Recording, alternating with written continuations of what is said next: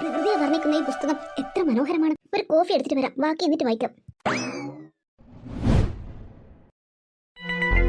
കുമാര, നിനക്ക് ഹോസ്പിറ്റലിൽ പോകണോ? ഇപ്പോൾ തലചുറ്റൽ എങ്ങനെയുണ്ട്? എനിക്കിപ്പോ ഒരു പ്രശ്നവുമില്ല സർ. ഈ മനുമോൻ വെറുതെ ഓരോന്ന് പറയുകയാ. ശരി, എന്നാൽ നീ 2 ദിവസം വിശ്രമിക്ക്, എന്നിട്ട് ജോലിക്ക് കയറാം. അതെ കുമാരേട്ടാ, 2 ദിവസം വിശ്രമിക്ക്, എന്നിട്ട് കയറിയാൽ മതി. ശരി മോനെ. പാപം, വീട്ടിൽ ധാരാളം പ്രാരാബ്ധമുണ്ട്. അല്ല, നിനക്കിന്ന് ക്ലാസ് ഒന്നുമില്ലേ? ക്ലാസ് ഉണ്ട്. ഞാനൊരു ലൈബ്രറി എടുക്കാൻ വേണ്ടി വന്നതാ.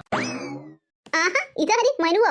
എന്താടാ, നിന്നെ കുറെ ആയാലും ഇങ്ങോട്ട് കണ്ടിട്ട്. എന്താ ആന്റി ഇത്? എക്സാം അല്ലേ? ശരി ശരി, നിന്റെ കാര്യം അങ്ങനെ. പക്ഷെ നിന്റെ അമ്മയ്ക്കോ?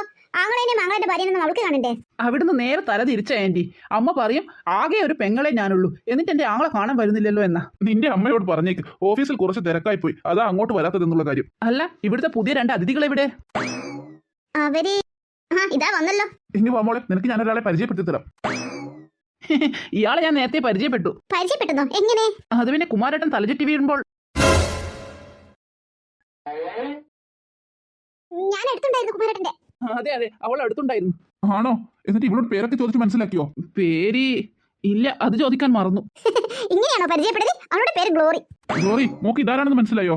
എനിക്ക് ഇല്ല, മനസ്സിലായില്ല. എനിക്ക് ആകെ ഒരു പെങ്ങളേ ഉള്ളൂ, അതിന്റെ തലതിരിഞ്ഞ വിത്തായത്. ശരിയാ, ഇവന്റെ പേര് മനു. ചുരുക്കി പറഞ്ഞാൽ നിന്റെയൊക്കെ മുറച്ചെറുക്കനായിട്ട് വരും.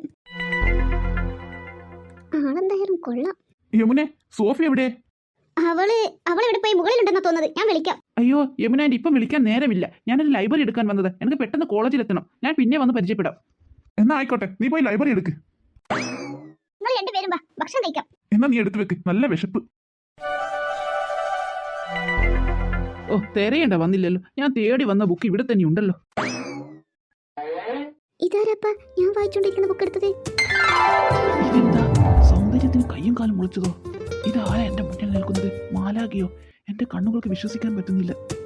ഹലോ, എന്താ? തന്റെ കൈമലുള്ള സാധനം അതെന്റെതാ. ഇതോ? അതെങ്ങനെ നിന്റേതാകും? പിന്നെ എന്റെ വീട്ടിലെ സാധനം എന്റേതല്ലാതെ നിന്റേതാണാവുക? ഓഹോ, ഇത് നിന്റെ വീടാണോ? അതെന്തിനാ തന്നോട് പറയുന്നത്? താൻ ഏതാ? ഞാനൊരു വൈബോക്കൻ. കണ്ട വൈവോക്കനൊക്കെ കാരാനുള്ള വീടല്ല ഇത്. മര്യാദയ്ക്ക് ആ ബുക്കിംഗ് താ. തന്നില്ലെങ്കിലോ? ആഹാ, അത്രക്കായോ? നിന്നോട് ആ ബുക്കിംഗ് തരാൻ പറഞ്ഞത്? അത് ഞാൻ വായിച്ച് പകുതിയാക്കിയ ബുക്കാ. അതിന് ഞാനെന്ത് വേണം? തരാൻ മനസ്സില്ല. നീ എന്ത് ചെയ്യും? ആഹാ, പരിചയപ്പെടാൻ നേരമില്ലെന്ന് പറഞ്ഞിട്ട് രണ്ടുപേരും ഇവിടെ നിൽക്കുകയാണോ? ഓഹോ, അപ്പൊ 2ാമത്തെ മുതലാണല്ലേ ഇത്? ചുരുക്കി പറഞ്ഞാൽ എന്റെ മുറപ്പെണ്ണ്. എന്തായാലും കൊള്ളാം. കണ്ടപ്പോ തന്നെ എനിക്കിഷ്ടമായി. പരിചയപ്പെടാനോ? ആരെ? അപ്പൊ നീ മനുവിനെ പരിചയപ്പെട്ടതല്ലേ? ഇല്ല.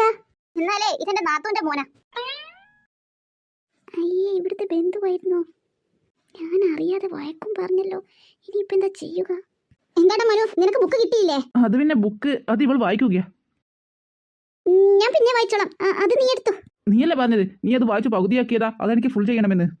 ഞാൻ വെറുതെ പറഞ്ഞതാ. എടുത്തോ. നിങ്ങൾ രണ്ടുപേരും എന്തെങ്കിലും ചെയ്. സോഫി, മോള് വാ, ഭക്ഷണം കഴിക്കാലോ. ഞാൻ വരാം.